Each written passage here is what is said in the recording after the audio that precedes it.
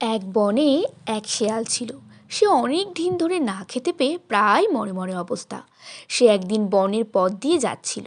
যেতে যেতে ভাবছিল, আজ যদি খাবার না পাই তো আমি হয়তো মরেই যাব।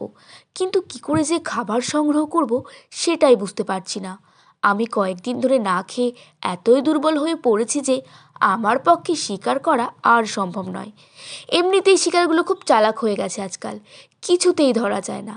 আর এই দুর্বল শরীরে কি করে ধরবো, এই ভাবছিল আর মনটা ভার করে পথ ধরে হাঁটছিল। হাঁটতে হাঁটতে হঠাৎ তার নাকে এলো রুটি আর মাংসের গন্ধ।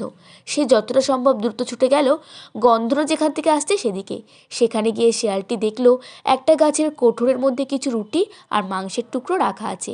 শেয়ালটি আশেপাশে তাকিয়ে দেখলো কয়েকটি রাখাল মাঠে মোষ চড়াচ্ছে। সে বুঝতে পারলো এই খাবারগুলো রাখালদের। কিন্তু শেয়ালের পেটে তখন প্রচণ্ড খিদে, তার ওপর খাবারের গন্ধে খিদেটা বহুগুণ বেড়ে গেছে। খিদের জ্বালা আর সহ্য হচ্ছিল না। সে কোঠরের মধ্যে ঢুকে গপ গপ করে সব খাবার খেতে লাগলো। এদিকে খাবার খেতে খেতে শেয়ালের পেট হয়ে গেল ঢোল।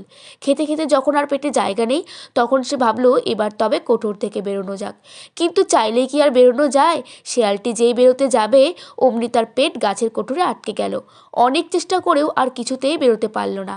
শেষে নিরুপায় হয়ে কাঁদতে লাগলো আর ভয় হতে লাগলো, এই যদি রাখাল বালকরা ফিরে এসে তাকে দেখে তবে আর আস্ত রাখবে না, নির্ঘাত তাকে মেরে ফেলবে।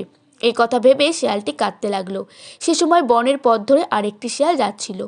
হঠাৎ সে কান্নার শব্দ শুনতে পেয়ে প্রথম শেয়ালের কাছে উপস্থিত হলো। দ্বিতীয় শেয়াল প্রথম শেয়ালকে বলল, কি ব্যাপার শেয়াল ভাই, তুমি কাঁদছো কেন? তোমার কি হয়েছে? প্রথম শেয়াল বলল, আর বলো না ভাই, অনেক খিদে পেয়েছিল, খিদের জ্বালায় মরতে বসেছিলাম। অবশেষে এই কোঠরের মধ্যেই কিছু খাবার পেয়ে খাচ্ছিলাম। এখন মনে হচ্ছে খাওয়াটা একটু বেশি হয়ে গেছে, বেরোতে পারছি না কোঠর থেকে, পেট আটকে গেছে, কি করা যায় বলো তো? তখন দ্বিতীয় শেয়াল বলল, এত চিন্তা করার কি আছে, কিছুক্ষণ অপেক্ষা করো, পেটের খাবার হজম হয়ে গেলেই তোমার পেটটা কমে যাবে আর তখন তুমি অনায়াসে বেরিয়ে আসতে পারবে। প্রথম শেয়ালটি বলল, অনেক ধন্যবাদ ভাই, আমার এ কথাটি মনেই ছিল না। দ্বিতীয় শেয়ালটি তখন যেতে যেতে বলল, যে ধৈর্য ধরে অপেক্ষা করে সে অনেক সমস্যা থেকেই মুক্তি পায়।